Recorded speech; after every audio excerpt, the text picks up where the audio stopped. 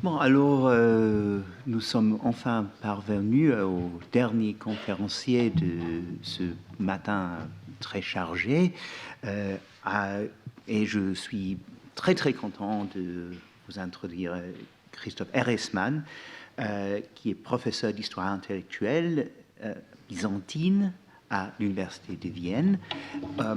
Aussi, il dirige le projet Reassessing 9th Century Philosophy, A Synchronic Approach to the Logical Traditions, qui est financé par la communauté européenne. Christoph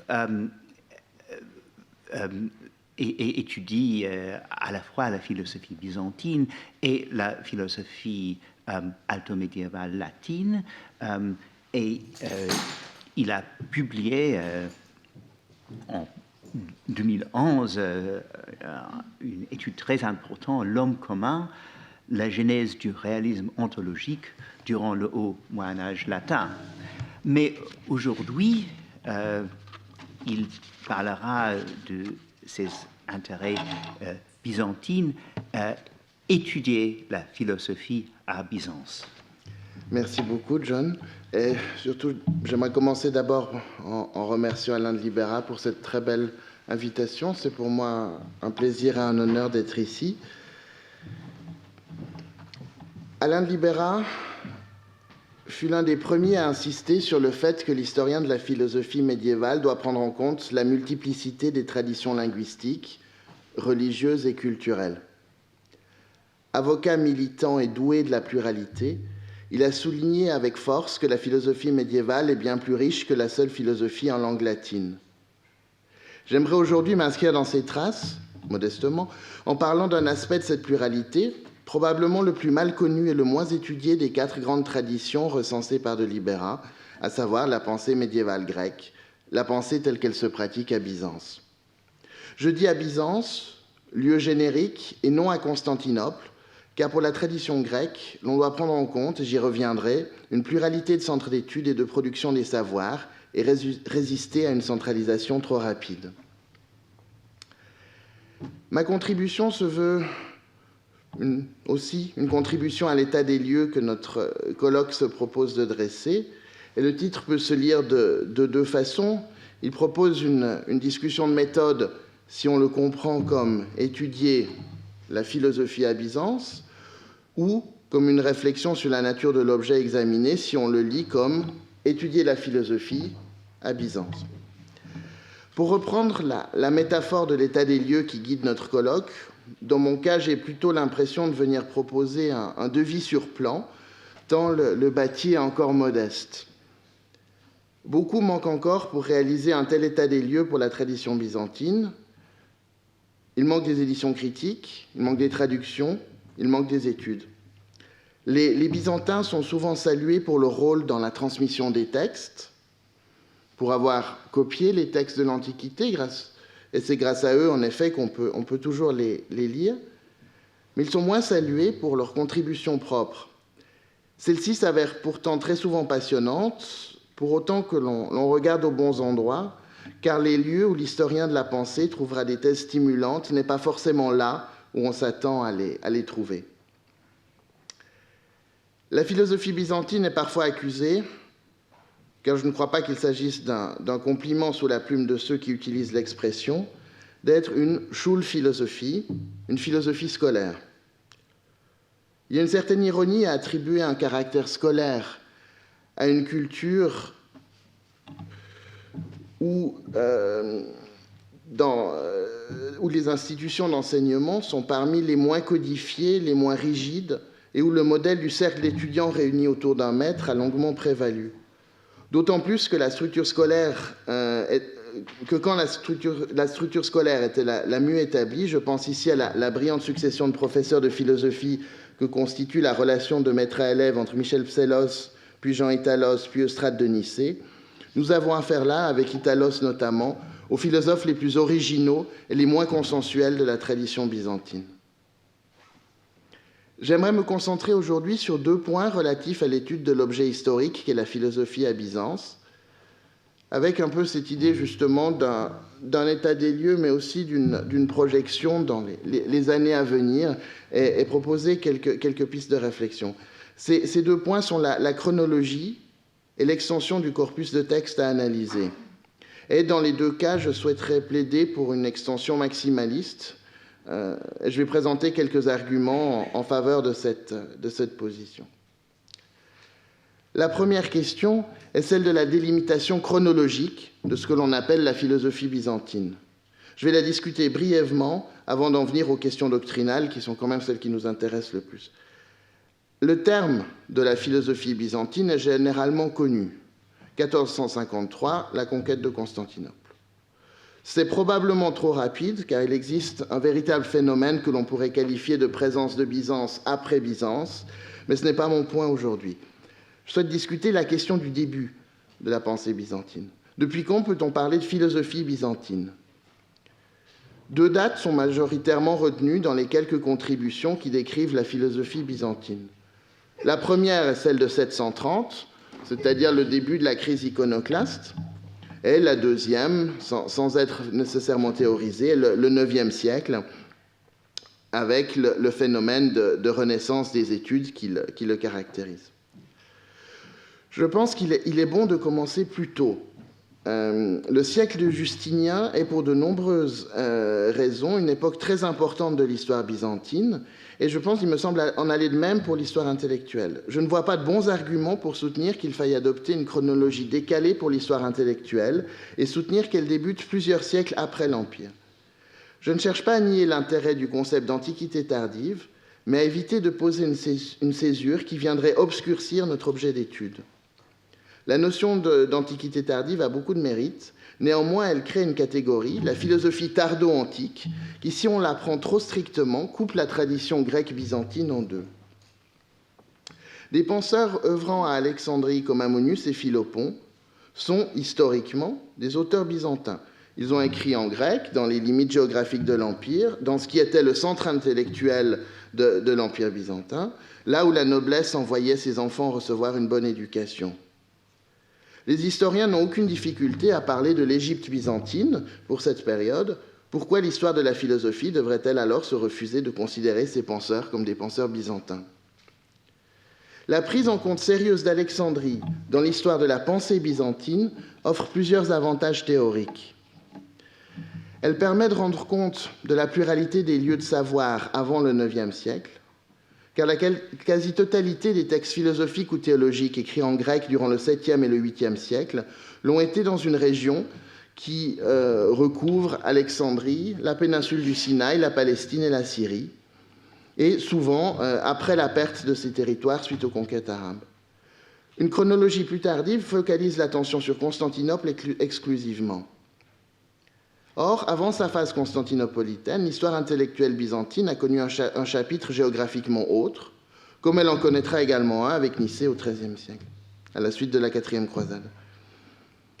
Cette chronologie, donc plus généreuse, intègre ainsi les années 530 et le début de la confrontation entre philosophie païenne et christianisme, qui vont s'avérer constitutifs de la réflexion byzantine ultérieure.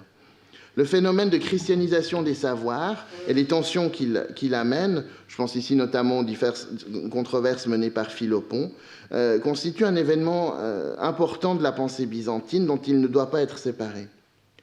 Une chronologie large permet de souligner l'importance des travaux des maîtres d'Alexandrie, mais aussi des auteurs chrétiens du Sinaï, de Palestine et de Syrie, et de leur influence dans la pensée byzantine. Et surtout, je pense que cette chronologie permet de mieux comprendre un très intéressant phénomène de translatio studiorum entre Alexandrie et Constantinople. Et surtout, si Alexandrie est inclus, l'image que l'on a de Byzance et de sa philosophie devient différente, parce que déjà, on se retrouve quand même avec quelques auteurs païens, et en plus, on a affaire à une autre façon de pratiquer la philosophie. Ça a aussi l'avantage théorique de permettre de penser la question des dissidents, c'est-à-dire des penseurs non chalcédoniens, et de leur faire une place. Parce que c'est aussi un événement important qui se joue à ce moment. Et l'Empire byzantin, on l'a vu, s'est privé des ressources intellectuelles de ces traditions. Et je pense que ça n'a pas été sans conséquence pour l'histoire intellectuelle successive. Et une telle chronologie permet aussi de mieux penser les contacts et les influences de Byzance avec les cultures voisines. Je pense ici au syriaque et à l'arménien, qui, toutes deux, prennent en partie pour la philosophie leur origine à Alexandrie, avec des figures comme Sergius de Rechaïna pour le syriaque ou David l'Arménien, justement pour l'arménien. Mais surtout, elle permet de mesurer les conséquences de la perte de ces territoires pour l'histoire intellectuelle. L'essentiel des ressources intellectuelles de l'Empire sont concentrées dans ces régions. Les perdre est une catastrophe, certes, économique. Et sur cet aspect-là, vous avez beaucoup de littérature secondaire, parce que l'Égypte était une province riche, pourvoyeuse de blé. Mais j'aimerais souligner aujourd'hui que la perte de ces territoires est aussi une perte intellectuelle.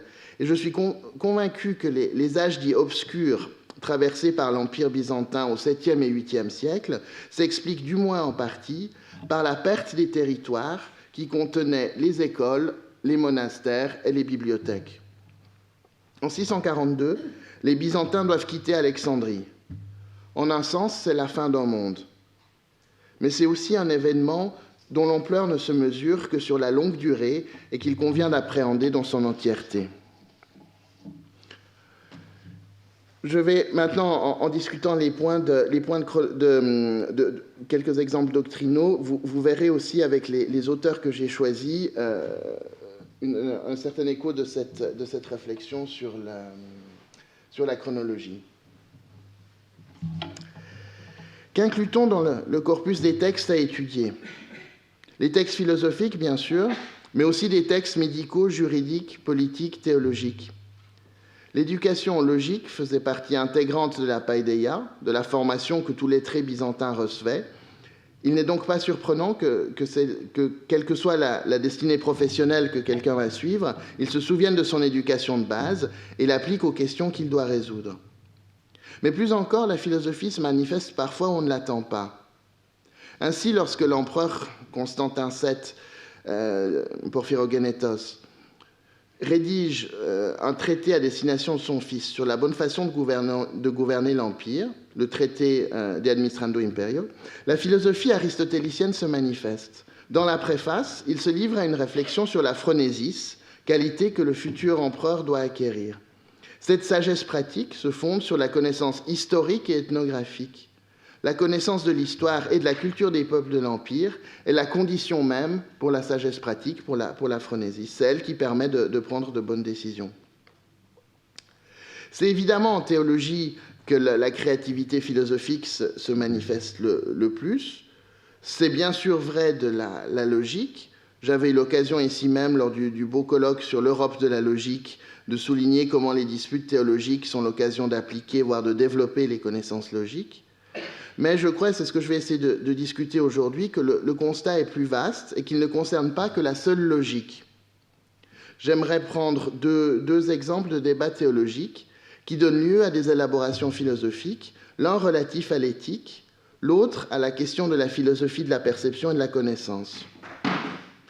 Ces deux débats proprement byzantins quant à leur sujet montrent comment la réflexion philosophique est aussi menée dans un cadre extra-philosophique. Le premier débat s'étend sur plusieurs siècles. Il s'agit, en un sens, mais en un sens vraiment très limité, de l'équivalent grec du débat latin sur la prédestination. La question est la suivante. L'heure de la mort d'un individu donné est-elle déjà fixée par avance? Comme souvent, tout part d'une citation d'une autorité que la tradition ultérieure va interpréter dans des directions opposées.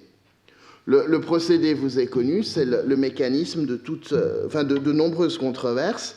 Il suffit de penser évidemment à Porphyre et aux Universaux, qui est l'exemple le plus connu. On peut penser pour le Haut Moyen-Âge latin à ces quelques lignes du De Quantitate Animae d'Augustin qui donneront lieu à de nombreuses contributions carolingiennes sur la question de l'existence d'une âme universelle. Ici, tout part d'une citation de l'une des autorités préférées des Byzantins, Basile de Césarée. Dans sa 9e homélie, consacrée au fait que Dieu n'est pas l'auteur des mots, Le Cappadocien dit que Dieu nous envoie la mort lorsque le terme de notre vie est accompli, terme qu'un juste jugement de Dieu a marqué pour chacun dès le commencement, prévoyant de loin ce qui est utile à chacun de nous. De nombreux auteurs ont lu dans ce texte une thèse selon laquelle l'heure de la mort de chacun est fixée par avance par Dieu, ce que d'autres ont rejeté. J'ai listé ici quelques auteurs qui ont écrit des traités spécifiques sur la question. Beaucoup d'autres l'ont discuté, mais sans y consacrer un traité particulièrement. Et vous voyez qu'on rencontre vraiment des figures importantes de la tradition byzantine. Simocatès est plutôt connu pour ses travaux historiques, mais Anastase du Sinaï est une figure importante. Germanos sera un patriarche. Phocius est la grande figure du IXe siècle. Psellos est une figure intellectuelle extraordinairement importante, de même que Nicéphore Blémide. J'aimerais juste maintenant prendre quelques arguments de quelqu'un qui s'oppose à cette thèse pour montrer le type d'argumentation que l'on peut trouver. J'ai choisi la figure d'Anastase du Sinaï, un auteur du 7e siècle, qui, comme son nom l'indique, est lié à la péninsule du Sinaï, au monastère de Sainte-Catherine. Et c'est intéressant, puisqu'évidemment, c'est quelqu'un qui écrit à un moment où ces territoires ne sont plus à strictement parler byzantin. La question donne lieu à une réflexion que l'on peut rapprocher de la théodicée, mais aussi à une réflexion sur les fondements de l'éthique. Il ne s'agit pas de dire que Dieu est l'auteur du mal, simplement parce qu'on ne considère pas que la mort est un mal. Elle n'est un mal, en fait, que pour le pécheur qui va connaître les tourments. L'argument d'Anastasius est plus subtil. Pour lui, Dieu devient, si on adopte cette thèse, directement responsable de la mort. Il devient en un sens l'auteur ou le moteur de la cause de la mort, parce que Dieu doit intervenir pour être sûr que l'heure prévue soit respectée, si vous me passez l'expression, pour être sûr que les morts partent à l'heure. Et on comprend son raisonnement, je n'ai pas le temps de le développer ici, mais ça... Il met en lumière des choses vraiment intéressantes. Son second argument est de dire que, en un sens, si on accepte cette thèse, cela revient à accepter que Dieu veut le mal. En effet, Dieu sait que telle personne commettra à tel moment un acte mauvais. Pourquoi alors ne pas le faire mourir juste avant qu'il commette cet acte mauvais ? Ou de même, parce qu'il était très préoccupé par ses activités d'higoumène du monastère, donc de responsable d'une communauté monastique, il dit que Dieu sait que tel moine commettra à un moment ou à un autre le péché, alors pourquoi ne pas le faire mourir juste avant, afin de lui permettre de quitter ce monde sans avoir péché. Il ajoute dans sa question 17 un autre argument, en partant de l'hypothèse, en parlant du cas hypothétique où les hommes connaîtraient eux-mêmes l'heure de leur mort, et dans un élan qu'on pourrait qualifier de relativement pessimiste, il dit alors que ce serait absolument terrible parce que tout le monde vivrait une vie de débauche pour l'essentiel de sa vie, et juste quelques jours avant l'heure fixée de la mort, se repentirait afin de quitter ce monde dans un état meilleur. J'ai choisi ces arguments d'Anastasius pour leur intérêt doctrinal, mais aussi pour illustrer une intéressante question de méthode. Quel statut donner aux auteurs actifs dans les territoires perdus de l'Empire ? Prenez n'importe quelle histoire de la philosophie byzantine. Bon, le choix n'est pas très grand, vous allez me dire, mais vous y trouverez un chapitre sur Jean Damascène. Or, Jean Damascène, comme en un sens à une situation similaire à Anastase, Jean Damascène est un bel exemple de chrétien omeyyade, si je peux utiliser cette expression.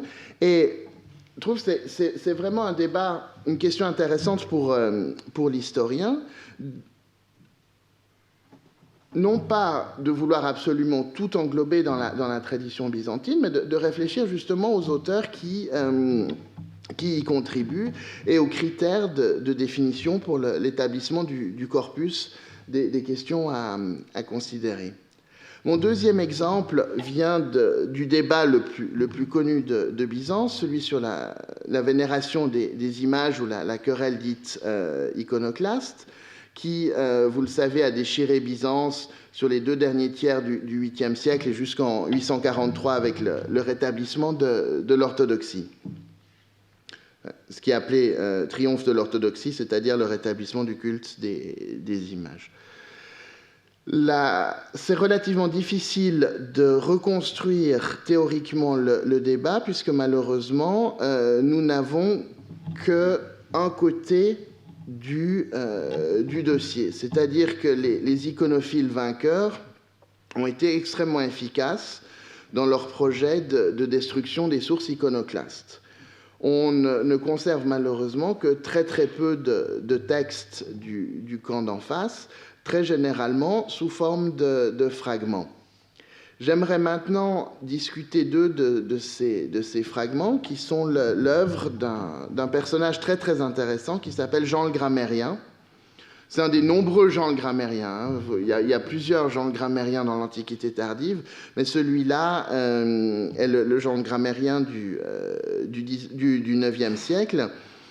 Très brièvement, juste deux, trois éléments de contexte sur lui avant d'en venir à ma reconstruction de son argument. On sait par différentes sources iconophiles, donc par des sources qui ne lui sont pas favorables, qu'il disposait d'une excellente éducation et d'une grande connaissance de la philosophie. Il était le cousin d'une autre figure intellectuelle importante du IXe siècle, Léon le mathématicien, avec un profil intellectuel similaire, c'est-à-dire aussi le même intérêt pour les sciences naturelles, pour l'astrologie. C'est probablement une piste qui serait très intéressante à explorer, celle du lien entre les auteurs iconoclastes et la question du rapport à la nature et des sciences naturelles. Paul Magdalino a suggéré que la conviction iconophile a en un sens tué l'intérêt pour le monde extérieur. Puisqu'on concentre tout sur l'image, on perd de l'intérêt pour le monde extérieur. Je laisse ça ouvert pour aujourd'hui. J'en reviens à Jean le Grammairien, qui a été actif au Concile de Constantinople en 815, qui donc réintroduit l'iconoclasme après la brève parenthèse iconophile. Et il est à l'instigation de ce qu'on appelle le second iconoclasme. Il a failli devenir patriarche en 815, mais il a été jugé un peu trop jeune à l'époque. Il va en compensation être nommé higoumène, donc abbé, si vous voulez, du monastère de Saint-Serge et Bacchus à Constantinople. Vous le connaissez certainement, maintenant c'est cette mosquée qu'on appelle Petite Sainte-Sophie, qui est un bâtiment absolument remarquable d'ailleurs. Et il l'a un peu transformé en un centre de rééducation pour moines iconophiles récalcitrants. Donc là, malheureusement, l'institution à l'époque avait une réputation un peu moins favorable. Michel II va en faire le précepteur de son fils, le futur empereur Théophile, ce qui montre à la fois son adhésion à la politique de l'empereur et évidemment ses grandes compétences intellectuelles. Il sera envoyé comme légat auprès du calife Al-Mamoun en 829-830 et l'événement phare de sa carrière est son élection en 837 au siège de patriarche de Constantinople. On sait très peu de ses activités de patriarche et de ses activités intellectuelles en raison d'un travail systématique de damnatio memoriae réalisé par les iconophiles et surtout par celui qui va le remplacer, Méthode. On a gardé de lui quelques fragments dans un texte très intéressant qui est une réfutation de Jean le Grammairien. Et donc cette réfutation cite quelques passages de Jean. Là, évidemment, on est sur deux chronologies différentes. Les fragments de Jean sont probablement de la période 814-820, c'est-à-dire quand la dispute des images était dans sa phase la plus intense, et la réfutation elle-même est postérieure à 843. Donc, elle date de la période après la réinstauration du culte des images. Le texte a un caractère pédagogique et scolaire évident. On voit le maître inviter ses élèves à rire des maigres connaissances logiques de genre grammairien qu'il présente comme étant incapable de construire un propre syllogisme. Évidemment, on ne parlerait pas comme ça de quelqu'un qui serait en poste de patriarche. La critique est bien évidemment fortement injuste, mais grâce à ce texte anonyme, mais j'espère pouvoir une fois le prouver, je serais assez tenté de dire que Photius en est l'auteur, mais ça, je le dis simplement à titre d'hypothèse. On trouve quelques fragments de genre grammairien. Je vous propose une reconstitution de l'argument. Alors, c'est relativement hypothétique parce que les seules choses dont on dispose dans mon raisonnement sont les points 3A et 3B. Mais pour voir un peu comment ces gens travaillent, j'ai essayé de reconstituer quel pouvait être son argument. La thèse générale de la position est qu'aucun homme ne peut être proprement représenté. Démonstration, car l'homme est soit universel si l'on considère l'espèce, soit particulier si l'on considère un individu donné. Et là, premier fragment, l'homme universel, c'est-à-dire l'essence spécifique, ne peut être représenté. Et Jean le grammairien nous dit « L'homme universel se définit ainsi, animal, raisonnable, mortel, capable d'intelligence et de savoir. Comment serait-il possible de confier à des ouvrages inanimés et inertes de présenter le mouvement vital ?» C'est un argument relativement traditionnel des iconoclastes. On ne peut pas... Une icône faite de bois et de peinture ne peut pas représenter proprement des êtres vivants. Donc, on oublie l'essence spécifique. Deuxième partie de l'alternative, l'homme particulier, c'est-à-dire cet individu donné, ne peut pas être représenté non plus. Deuxième fragment de Jean le grammairien, il n'y a pas moyen de décrire, de représenter, caractérisestai, l'individu par un autre expédient que l'exposé discursif, donc par le discours, lequel permet de saisir chaque être à la manière d'une définition. En effet, les accidents particularisants qui le distinguent de tous ses semblables, nonobstant tout ce qu'il a par ailleurs de commun avec eux, sont absolument réfractaires à toute saisie sous forme visuelle. Son ascendance, son pays, sa profession, ses fréquentations, sa conduite louable ou répréhensible, tout cela, on ne peut le bien connaître que par l'expédient du discours. De sorte que tenter de vraiment distinguer l'individu au moyen d'images, c'est chose impossible. Évidemment, il y aurait beaucoup à dire sur la présence de Porphyre dans ce texte, puisque c'est l'explication de l'individualité par Porphyre qui est ici mobilisée.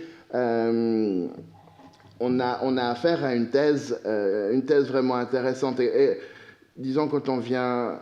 Je trouve que c'est un passage, si on le travaille vraiment dans le détail avec le grec, on voit très bien la culture logique, dans les expressions, la culture logique de Jean le grammairien apparaître. Donc, point 4, une image véritable de l'homme est impossible, car ni l'homme universel, ni l'homme particulier ne peut être représenté. Première partie de la démonstration, et je suppose, mais ça, on n'a pas de texte pour le prouver, que l'argument devait continuer avec une conséquence théologique. Ça, c'est pas Jean le grammairien, c'est juste Christophe Erisman, mais je suppose que l'argument se poursuivait de cette façon. Le Christ ne peut pas être représenté selon sa divinité, car par définition, la divinité ne peut pas être représentée. Ça, c'est un point non problématique accepté par tout le monde. Donc, le Christ ne peut pas être représenté selon son humanité, car une image véritable de l'homme est impossible, ce qui a été prouvé par les points 1, 2, 3 et 4 du raisonnement pour lesquels on a les fragments. Donc, le Christ n'est pas représentable de façon adéquate. Et après, on peut enchaîner. Donc, l'icône est illégitime. Donc, l'icône est une idole. Donc, vénérer une icône est de l'idolâtrie. Ce qui m'intéresse avec ce texte, c'est la double réflexion sur la possibilité de représenter d'un côté les propriétés essentielles et de l'autre les propriétés accidentelles. Et c'est intéressant de voir que Jean le Grammairien nie la possibilité d'une catalepsis visuelle de l'individu. C'est intéressant aussi de voir qu'il prend les exemples des actions et des relations comme étant des choses que l'image ne peut pas transmettre. Je dis que c'est intéressant parce que, et je terminerai par là brièvement, je crois qu'on peut relier ce texte à quelques pages qui sont parmi les plus connues des textes byzantins du IXe siècle. Je pense à l'homélie 17 que Photius a prononcée en 867 quand ont été dévoilées la nouvelle mosaïque de la Vierge à l'enfant dans Sainte-Sophie. Photius est patriarche. La décoration de Sainte-Sophie avait évidemment été enlevée par les iconoclastes pour mettre le motif de la croix à la place. La mosaïque est remise en place et Photius prononce son homélie à ce moment. Et ce texte est une des plus intéressantes réflexions que l'on peut avoir sur les sens, la perception sensorielle, la vision, et aussi la théorie de la perception et la théorie de la connaissance. J'aimerais juste aujourd'hui proposer l'hypothèse que l'on peut vraiment lire aussi Photius en réaction à Jean le Grammairien, et voir ce texte de l'homélie 17 comme une réaction à la formulation la plus aboutie théoriquement de la position iconoclaste. Je n'ai pas le temps de procéder à la démonstration intégrale. Il y a plusieurs éléments qui permettent de rapprocher les deux textes. Un traite de la question de la représentation des accidents. Et là, on voit Photius répondre très précisément au cas des propriétés accidentelles de relation et de la catégorie d'action. Les deux exemples sont les suivants. Pour la relation, c'est relativement facile, parce que si vous vous souvenez de ce que représente la mosaïque dans Hagia Sophia, c'est une Vierge à l'enfant. Donc, comme représentation d'une relation, c'est relativement évident. Et il va prendre l'exemple des martyrs, des représentations de martyrs pour la catégorie de l'action et de la passion. J'aimerais juste discuter encore avec vous le cas de la représentation des propriétés essentielles. Parce qu'il y a un passage extrêmement délicat à interpréter dans l'homélie, et je serais tenté, mais avec une certaine prudence, mais j'aimerais le proposer sous forme d'hypothèse aujourd'hui, de voir dans ce passage aussi une réponse à Jean le Grammairien, non pas sur la question de la possibilité de percevoir les propriétés accidentelles, mais sur celle de percevoir une propriété essentielle. Voici le fameux texte. Par souci d'objectivité, parce que Cyril Mango est une des grandes autorités du domaine des études byzantines, j'ai donné la traduction anglaise qu'il a faite du passage. C'est un texte dans lequel Photius décrit le processus de vision et de perception. Alors bon, il soutient qu'il y ait d'abord une perception visible par l'émanation de rayons optiques, avec appréhension de la chose vue. Et ensuite vient le point le plus controversé. L'eidos de la chose vue est envoyé à l'intellect. Et bon, ensuite, il continue sur la question des formes qui sont transmises à la mémoire. Il ne parle pas après du processus d'abstraction, mais on le voit se représenter. De façon très intéressante, Cyril Mango, qui n'est pas particulièrement philosophe, mais un excellent traducteur, a choisi de rendre eidos du texte grec par essence, et d'attribuer une thèse qui est relativement surprenante à Photius, dans l'idée qu'il y aurait une perception visuelle de l'essence. Je serais assez tenté de lui donner raison. Simplement, pour accepter une telle lecture, on doit clarifier un certain nombre de points. Très rapidement dit, si on veut essayer de comprendre le sens exact d'eidos dans ce passage, on a 4 possibilités. Les 2 premières sont facilement réfutées. La première, que vous trouvez dans la littérature secondaire, à mon avis de façon un peu surprenante, est qu'il s'agit de la perception d'un équivalent d'une idée platonicienne. Donc eidos ici renverrait à une forme platonicienne. Ça marche très clairement pas. D'une part parce que ce serait une thèse très étrange dans une perspective platonicienne, et en plus on a plusieurs textes de Photius où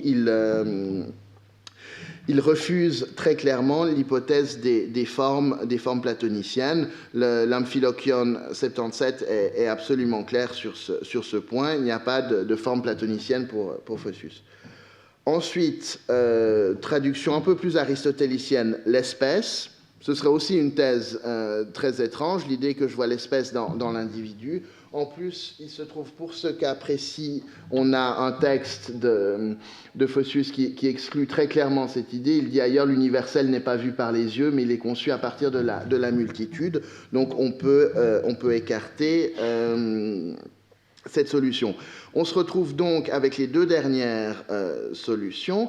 La première, c'est de simplement traduire eidos dans un sens non technique, et de prendre le sens de forme, mais simplement au sens de la forme d'un individu, l'apparence extérieure. Il n'y a pas d'argument contre cette lecture, si ce n'est que ça lui attribue une position relativement triviale. Et on se retrouve avec notre dernière solution, qui est celle proposée par Mango, mais que je vais amender légèrement, qui est l'idée de la perception de l'essence. Il faut déjà dire, j'ai pas le temps de le montrer, mais Photius est un particulariste. Pour lui, tout ce qui existe est particulier, et donc il parle de l'humanité de Socrate. Donc ici, dans ce cas précis, si on parlerait d'eidos, on parlerait d'une essence particulière.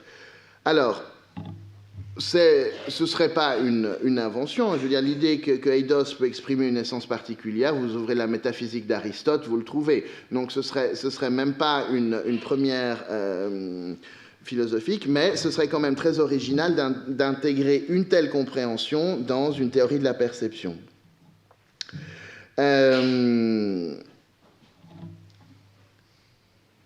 pense plutôt qu'il a quelques autorités patristiques à l'esprit, et qu'il a pensé à des textes comme ceux-là. Il y a un concept important issu des disputes christologiques, qui est le concept de l'hénipostaton, qui sert à exprimer le fait que l'universel spécifique ou la nature est réalisée dans l'individu, dans l'hypostase. Et c'est très intéressant de voir que des auteurs qui sont parmi les sources importantes de Photius, comme Maxime le Confesseur ou comme Jean Damascène, insistent sur le fait que l'espèce n'est pas d'existence séparée, d'existence propre, mais qu'elle est considérée dans les individus. Et ce considérer, c'est théorouménon, qui déjà étymologiquement a la racine de voir, et c'est aussi un verbe qui exprime la perception sensible. Donc, à mon avis, c'est tout à fait possible qu'ayant ce genre de texte-là à l'esprit, combiné à son ontologie particulariste, donc ça évite une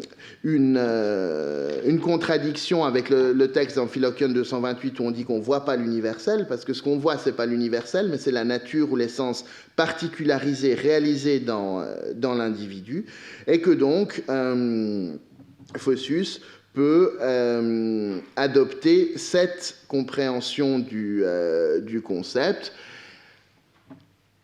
Et on comprend pourquoi. L'avantage théorique pour lui de cette lecture est énorme. C'est-à-dire, si on peut dire qu'il est possible de percevoir visuellement quelque chose de l'ordre de l'essence de l'individu, ça veut dire après que c'est représentable et ça donne un fondement à l'icône qui est quand même le sujet qu'il cherche à traiter, qui devient vraiment très, très solide. Je vais m'arrêter là. J'espère que les deux exemples montrent un peu l'intérêt qu'on peut prendre pour la tradition byzantine à aller regarder justement ces disputes théologiques, parce que si on s'intéresse à un certain nombre de problèmes, on va trouver là des exemples de considérations qui, je crois, peuvent être facilement qualifiés de philosophiques. Et c'est parmi les passages les plus intéressants de Photius, si on veut chercher à comprendre sa théorie de la perception, sa théorie de la vision. Ça a beau être une homélie dans un contexte religieux et politique assez déterminé, on le voit vraiment se livrer à une réflexion d'ordre philosophique. Merci beaucoup.